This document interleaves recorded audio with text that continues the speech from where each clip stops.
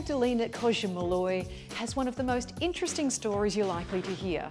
She arrived on Australian shores almost 2 decades ago, not knowing a single soul. Well, today, Magdalena is the CFO of one of Australia's highest award-winning law firms. So I thought we'd stop in and say hi and find out more about her story. Hi Magda, how are you? I'm good, Stacey. Lovely to see you. It's great to see you and thank you for spending the time with me today. Magda, just tell us a little bit about your background, where you're from. I grew up in Poland. I moved to London in my early 20s where I met my husband, and we decided to move to Australia. He grew up in Australia. He had his whole network. I arrived with a blank page of paper. I could start writing my new chapter of my life with a suitcase and no network or connections. So you were working in a coffee shop and then somebody decided that you had bigger things in store. This story just always, bring tears to my eyes. There was one of the customer who raisin toast and cappuccino every day, called Linda Bradley, and she one day said to me, "Look, your work ethics, you're working really hard. Tell me something about yourself." And I said, "Look, I'm studying a diploma in accounting at TAFE. I really struggled to get a job in Australia. Even any entry-level job." And she said, "I work in finance. I will get you a job." And she did. What did that feel like? First, it was very overwhelming, because someone who just knew me for a couple of months, making coffee, offered me this opportunity, and I was very, very grateful. And in my head was always like, I'm gonna do everything not to disappoint, and be very thankful that she gave me this opportunity. So Magda, you recently were runner-up in a national award. Tell me about that. So in 2017, I was awarded as CFO of the Year runner-up by executive awards run by CEO magazine. This was an amazing experience. I was very hesitant to apply, and when I was announced a finalist, I just couldn't believe, because the other finalist was, CFOs from the big organizations, and I was that year I was the only female, finalist. You've been runner-up in a very prestigious award, CEO Magazine Award, and yet you still suffer from imposter syndrome. Daily. So winning awards, it helped me to manage and live with the imposter syndrome, but it doesn't make it go away. Now I've got the tools how to, when I'm having these thoughts in my head of not being good enough, being different, it's something bad. Do I belong at the table, meaning, executive table? How I even got here? Then, the tools help me to realize, okay, stop, reflect, and celebrate the success. It's almost like looking at yourself thinking, I came from a family when, my father died when we were very young.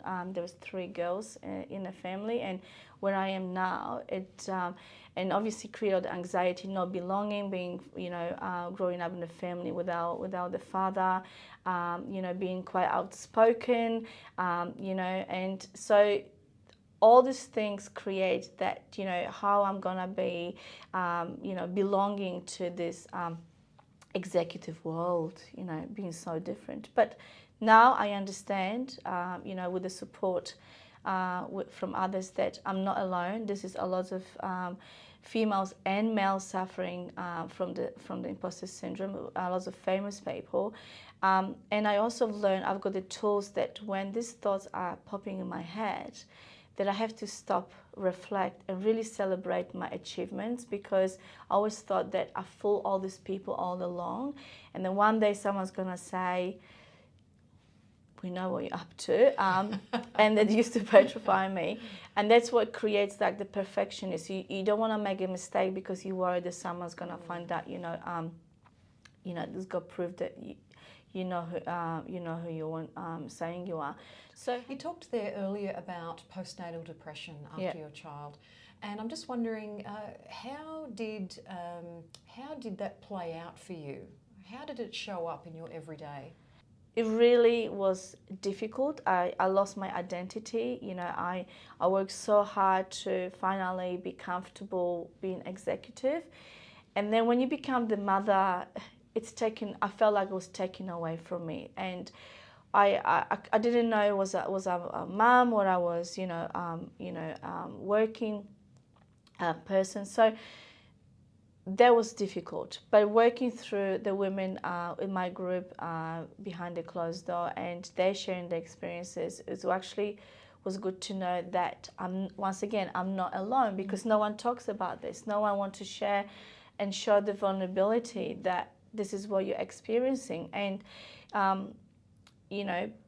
that's why last year I decided to stand up in front of 100 people in our firm when I was hosting the morning tea for Gidget Foundation, and admitted that I was a patient at Gidget House and admitted that I had postnatal depression. And what was amazing, there was not only females but male coming and saying, look, my wife's suffering, my daughter, my granddaughter. So that gave me a courage to, vulnerability is no weakness, but actually by doing that I can help someone saying, you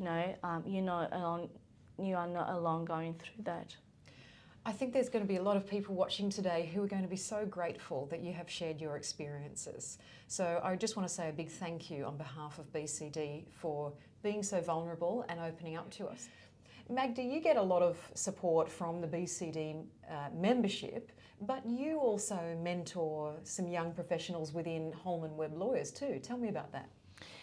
Stacey, this goes back to the coffee shop story and Linda giving me the first opportunity.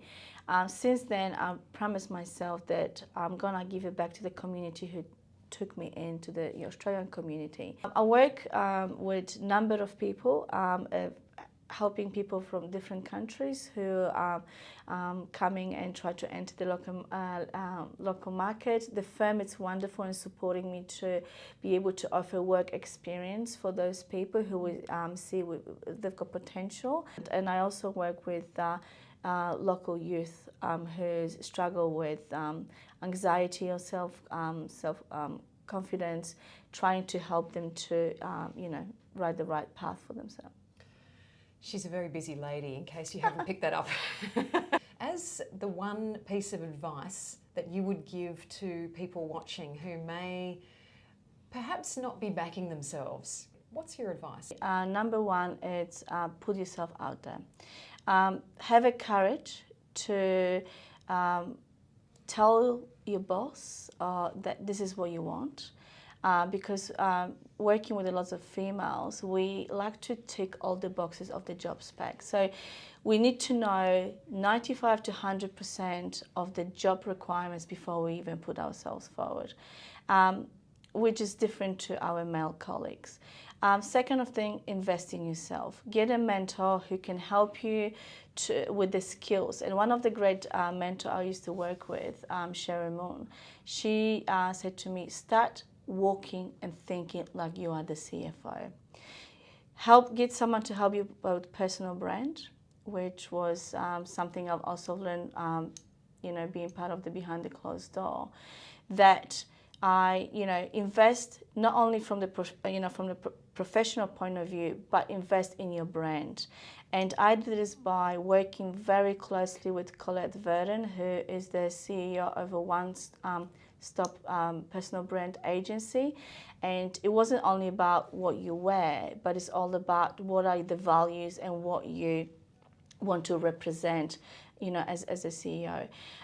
Going to number of conferences, you see a lot of great suits. So when I was working with Colette, one of the things I want to work is that I want to have bright colors. I want to wear suits. I want to, and embrace being different. It's something that it's almost like powerful.